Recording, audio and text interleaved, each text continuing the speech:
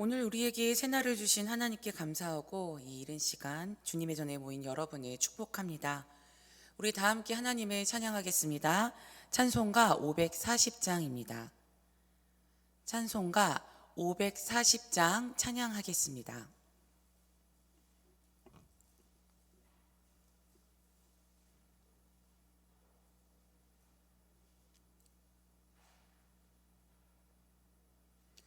주의 음성을 내가 들으니 사랑한단 말일세. 믿는 마음으로 주께 가오니 나를 영접하소서. 내가 매일 십자가 앞에 더 가까이 가오니 구세주의 흘린 보배 피로써 나를 정케 하소서. 주여 넓으신 은혜 베푸사 나를 받아 주시고 나의 품은 뜻 주의 뜻같이 되게 하여 주소서. 내가 매일 십자가 앞에 더 가까이 가오니 구세주의 흘린 보배 피로써 나를 정케 하소서. 주의 보좌로 나아갈 때에 어찌 아니 기쁠까. 주의 얼굴을 항상 배우니 더욱 칭그합니다. 내가 매일 십자가 앞에 더 가까이 가오니 구세주의 흘린 보배 피로써 나를 정케 하소서. 우리 구주의 넓은 사랑을 증량할 자 없으며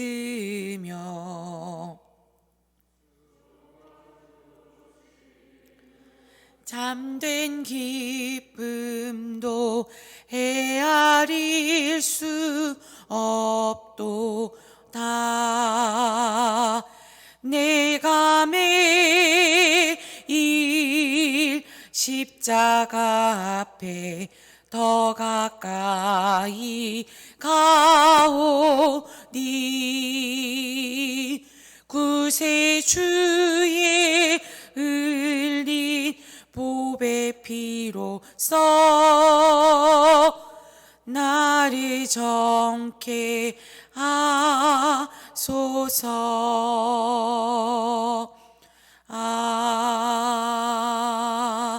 아멘. 사도신경으로 우리의 신앙을 고백하겠습니다.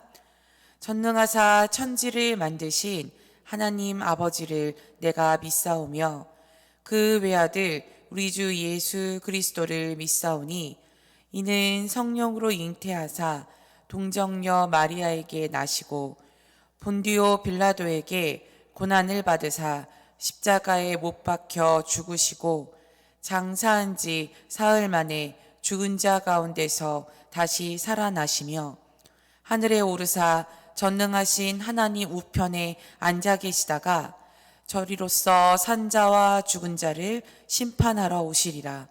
성령을 믿사오며 거룩한 공회와 성도가 서로 교통하는 것과 죄를 사하여 주시는 것과 몸이 다시 사는 것과 영원히 사는 것을 믿사옵나이다. 아멘. 오늘 우리에게 주시는 하나님의 말씀은 사도행전 6장 1절에서 7절까지의 말씀입니다. 사도행전 6장 1절에서 7절까지의 말씀입니다.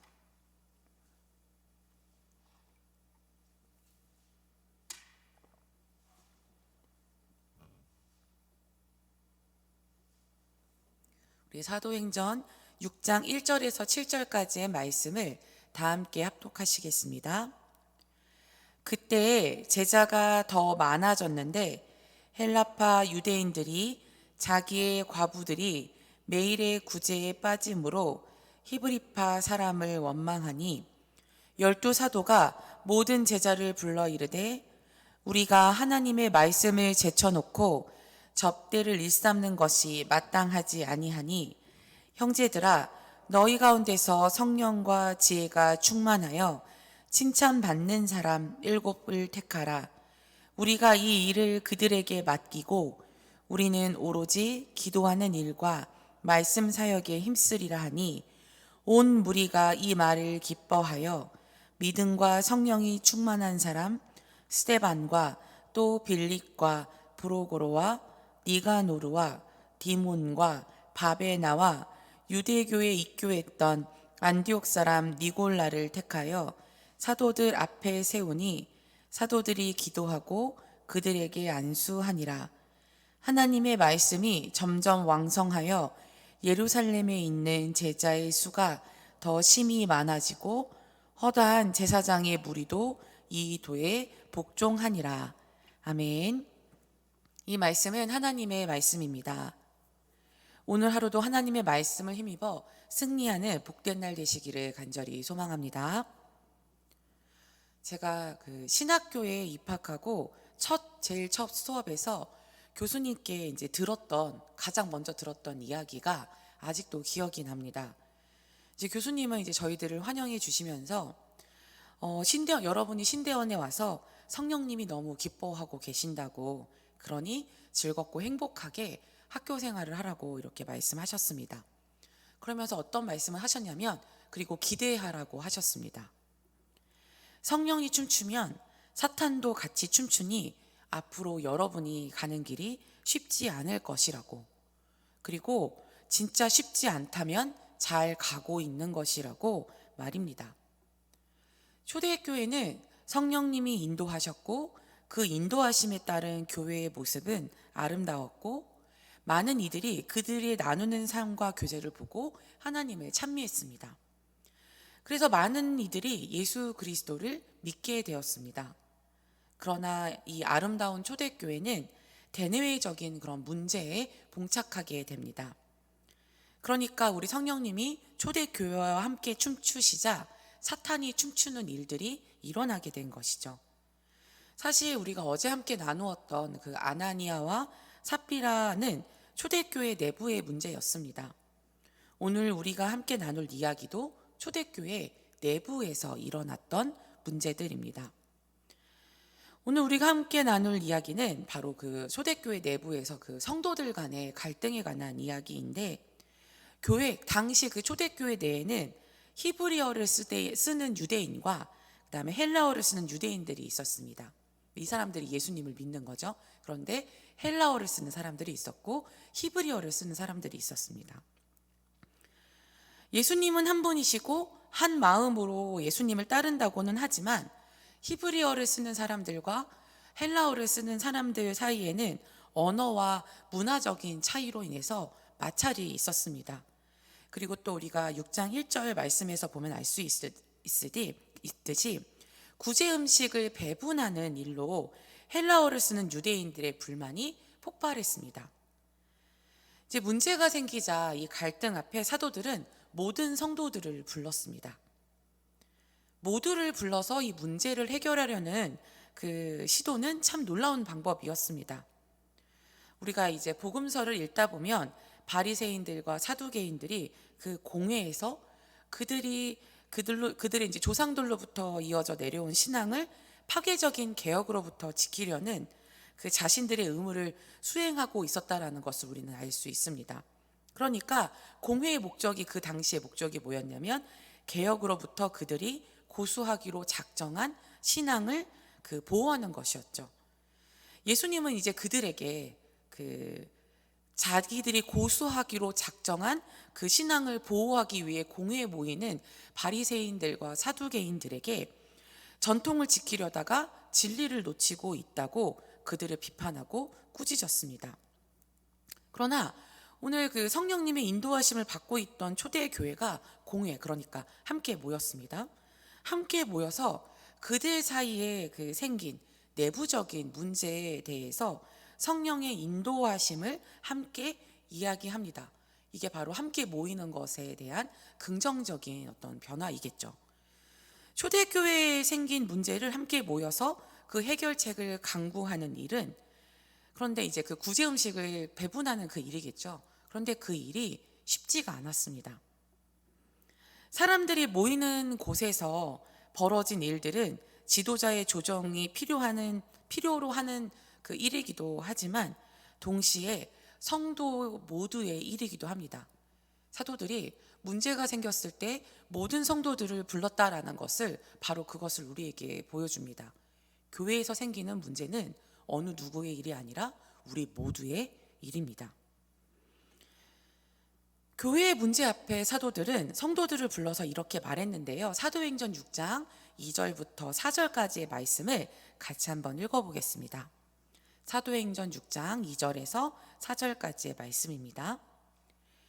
12사도가 모든 제자를 불러 이르되 우리가 하나님의 말씀을 제쳐놓고 접대를 일삼는 것이 마땅하지 아니하니 형제들아 너희 가운데서 성령과 지혜가 충만하여 칭찬받는 사람 7을 택하라.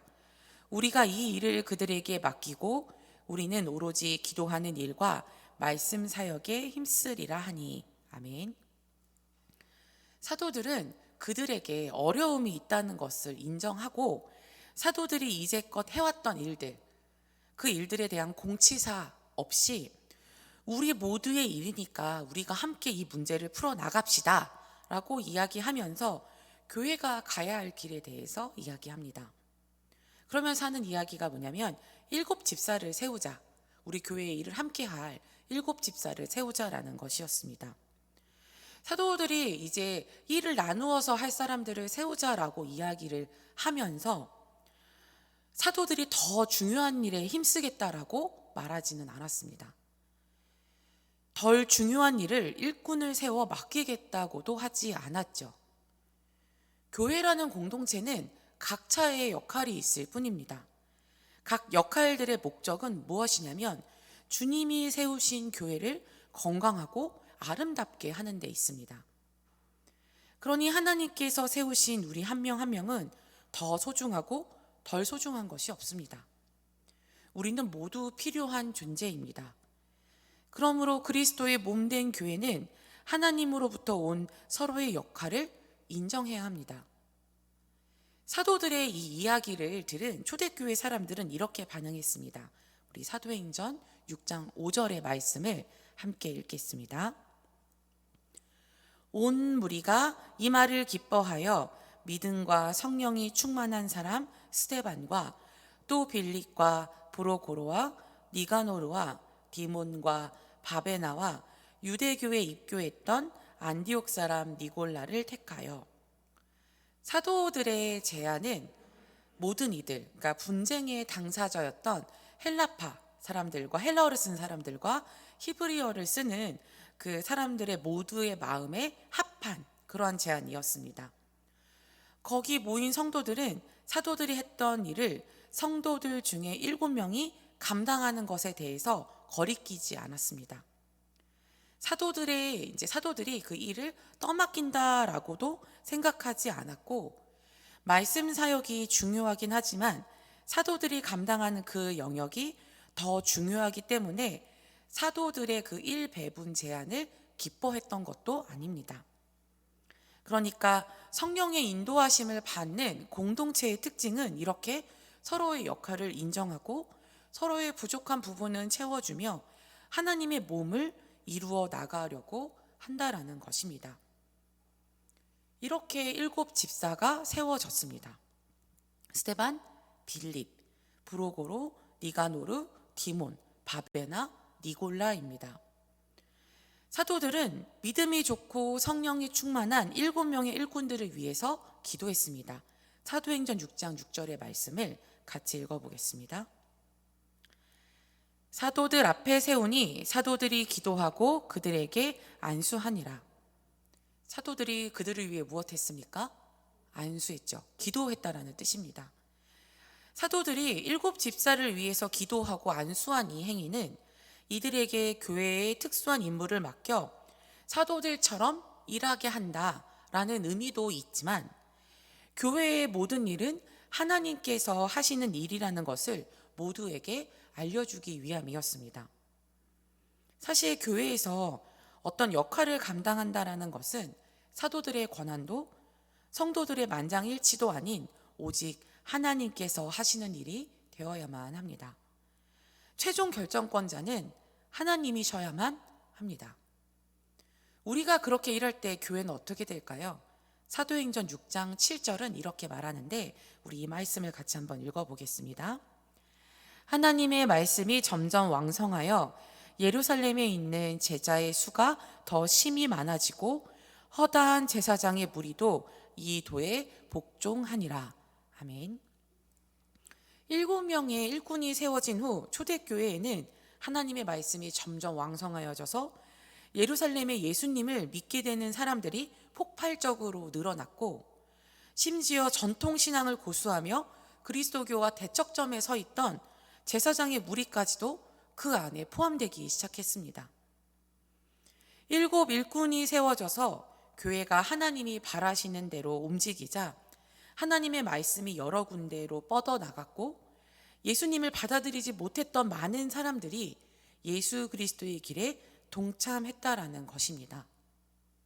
교회에는 각 지체들이 있습니다. 그 각 지체들은 서로에게 맡겨진 일로 교회에 봉사합니다. 교회를 위해 일함에 있어 서로를 인정해 주지 못하고 서로의 말에 귀 기울이지 않는다면 하나님의 말씀은 더디 뻗어나가게 될 것입니다. 교회는 성령의 충만함이 사라지고 사람의 재주나 경험만이 가득 채워진 그러한 장소가 되어버리겠죠. 하나님을 향해 마음을 하나로 모을 수 있는 우리가 될 수 있기를, 우리 성광교회가 될 수 있기를 간절히 소망합니다. 성령의 인도하심을 받아 내린 결정을 통하여 하나님의 말씀이 예수 그리스도가 알려지고 뻗어나가는 놀라운 역사가 우리 교회와 함께 있기를 간절히 소망합니다. 기도하겠습니다. 사랑의 아버지 하나님, 주님께서 이곳에 성광교회를 세우셨습니다. 우리를 부르셨고 또 이 교회에서 우리가 각 지체로 쓰임받게 하셨습니다. 주님이 그 모든 일들을 소중하다고 말씀하셨습니다. 그리고 그 모든 일들은 오직 예수 그리스도의 복음을 위하여 세워지는 일입니다. 주님, 우리가 그것을 기억하게 하여 주시옵소서. 오직 예수 그리스도를 위하여, 복음이 주님 뻗어나가는 그 일을 위하여 애쓰고 또 간절히 기도하고 소망하는 우리 모두가 될 수 있도록 우리의 마음을 만져주시고 우리의 길을 인도하여 주시옵소서. 주님을 향한 우리의 사랑이 나날이 더욱더 깊어지도록 주님 우리들을 인도하여 주시옵소서. 예수님의 이름으로 기도합니다. 아멘. 하늘에 계신 우리 아버지여, 이름이 거룩히 여김을 받으시오며 나라가 임하시오며 뜻이 하늘에서 이루어진 것 같이 땅에서도 이루어지이다. 오늘 우리에게 일용할 양식을 주시옵고 우리가 우리에게 죄 지은 자를 사하여 준 것 같이 우리 죄를 사하여 주시옵고 우리를 시험에 들게 하지 마시옵고 다만 악에서 구하시옵소서. 나라와 권세와 영광이 아버지께 영원히 있사옵나이다. 아멘.